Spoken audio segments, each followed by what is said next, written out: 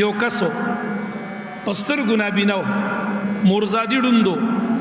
نبی علیہ الصلوۃ والسلام تراغه فقال دا صحابي ورته وای دا نابینا ادعو الله لي ان يعافيني قربان الله نه سوال وکي چې الله مال صحت راکي مال خدای سترګي راکي الله ته سوال وکي فقال مبارک ورته وای ان شئت کستا خو خوي نو ته صبر وکا که خو خدي وي صبر وکا وهو خير دا تا پاره ډیر غوړه دی وان شئت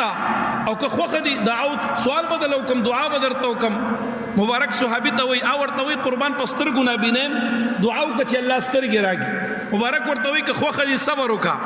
اخرت کې به خدای ډیر اجر درکړي او کنه صبر نه کې خو خدي نو دعا بدرته وکم نو فقال صحابي ورته وای ادعو قربان ما د پاره دعا وغواړه دعا راته وک قربان الله محبوب دعا را لو غواړه فامره نبی علیہ السلام ورته امر وکړو مبارک ورته وای لاړ شه ودسوکا او خسته ودسوکا ودسوکا په خطر کې خسته ودسوکا او بیا د اغینه بعد 2 رکعات منځ ادا کا او د اغینه بعد بیا دا دعا وغواړه مبارک ورته وای لاړ شه ودسوکا خسته ودس بیا 2 رکعات نفل وکا بیا د اغینه بعد دا دعا وغواړه د خدای نه نبی علیہ السلام ورته دعا خیری ته لګه توجه غواړم مبارک ورته وای دا دعا اللهم انی اسالک واتوجه الیک بمحمد النبی الرحمه بعض روایتوں کی داس راضی واتوجه الیک بنبیک نبی الرحمه او بعض روایت کی داس راضی واتوجه الیک بمحمد نبی الرحمه یا محمد صلی الله علیه وسلم انی قد توجهت بك الى ربی فی حاجتی هذه لتقضى لي اللهم فشفعه فيا نبی علیہ السلام ورتوی لاړ شه او دسوکا خسته او دس بیا 2 رکعات نفل منځوکا بیا دا دعا وغواړه دعای ورته دا خیلا چې اللهم انی اسالک یا الله زلتا سوال کوم خدای زتانه سوال کوم واتوجه الیک بنبیک او یا الله زو وسیله کوم تا ستا پیغمبر علیہ السلام ستا پیغمبر علیہ السلام درته وسیله کی پیش کوم هغه درته وسیله کوم هغه پیغمبر علیہ السلام نبی الرحمه چې هغه نبی د رحمت ته هغه درته وسیله کوم بیا اوایا یا محمد اے محمد علیک السلام انی قد توجهت بك الى ربی فی حاجتی هذه اے نبی علیہ السلام پتا کی سر عزت اللہ تعالی ته وسیله کوم مخامخ کوم په خپل دی حاجت کې لتقضى علی چې دا حاجت الله زما د پاره پوره کی وې دا دعا وکا نو بیا اوایا چې اللهم فشفعه فيا یا الله د نبی علیہ السلام دا وسیله شفاعت او شفاعت زما بارک قبول کا دا سوال وکا هغه کس پاسې دو لاړو حدیث مبارک کی راضی هغه لاړو حضرت عثمان سے فرمائی عثمان بن حنیف فرمائی فوالله ما تفرقنا وی قسم دې مونږ له د مجلس نه پاسېدل نو خوار شوي نه یو مونږ له نبی علیہ السلام سره ناس دا کس بهر ته لاړو او داسې وکړو بیا 2 رکعاته مونځ وکړو د مجلس نه بهر او بیا دغه دعا د وسیلې د نبی علیہ السلام وکړه او بیا چې کله د مجلس کې مونږ له هماغسې ناست یو نه ډېر وخت تېر شوی دی خبرې ډېرې اوږدې شوې هم نه وي او نه مونږ له خواره شوي یو حتی دخل الرجل هغه کس دوباره بیا راغی وکأنه لم یکن به ضر قط او هغه ته چې مونږ وکړو نو دا سترګې ولا خدای بنا کړې وي تا باړو دا ویل نه چې دی په عمر کې چرته ړوند هم پاتې شوی دی یاد ساته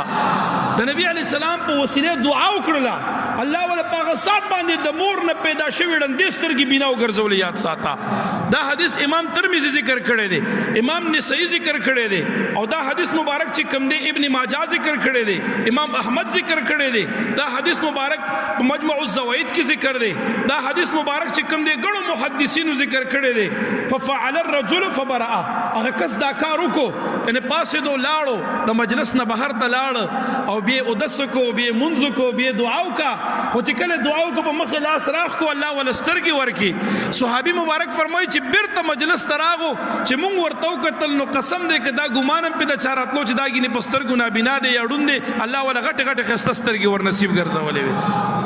او سوچ کوو دې خبرو ته ګوره د وسیلې په باره باندې ما دا خبر روانې کړې دي کله دن چې یو مشکل پیدا شي نو کدا غواړي چې الله ستا مشکل آسان کی الله ستا مشکل حل کی، الله دې دعا قبول کی. نو ما درته د امام جزري قول مخکې بیان کو ابتداءً، او قول می درته بیان کو چې دا غواړي چې زما مشکلات خدای آسان کی او زما دعا خدای قبول کی. نو امام جزري وی د دعا د آداب نه داري چې کلم دعا کی نو الله ته دا سوال کوي چې خدایا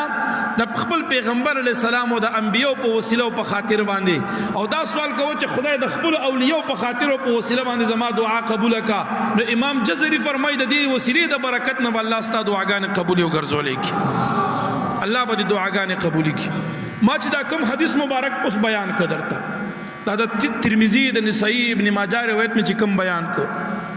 په دې روایت کې دوه خبرې ثابت شوې. یو دا چې کلم دعا الله ته کوي نو پیغمبر علیه السلام طریقه درته خیلا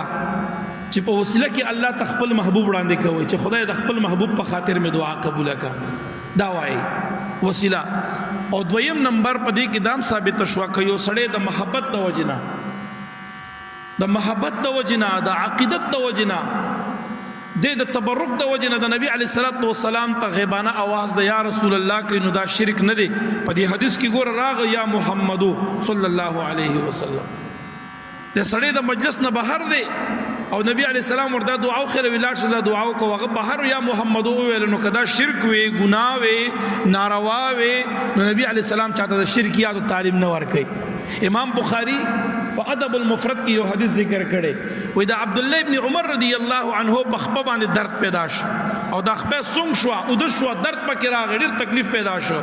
نو د مبارک د خپې درد نه تنگ دي چا ورته ویل اذكر احب الناس الیک، ستا چې چا سره ډېر زیاته مینه ده د اغینو مواله نبی علیہ السلام دغلته نشته او د आवाज کې یا محمدا یا محمدا صلی الله علیه وسلم، دا आवाज د محبت د وجنه کو د مینې د وجنه کو. امام بخاری ذکر کوي په دغه سات باندې خدای تعالی دغه د خپل جګه جوړو ګرځول یاد ساته، دې کې شک شوبه نشته. اوس که په دې باندې زه روایت بیانوم زما موضوع دغه نه ده، ان شاء الله په غي بزان له مستقل بیان بیا کوم.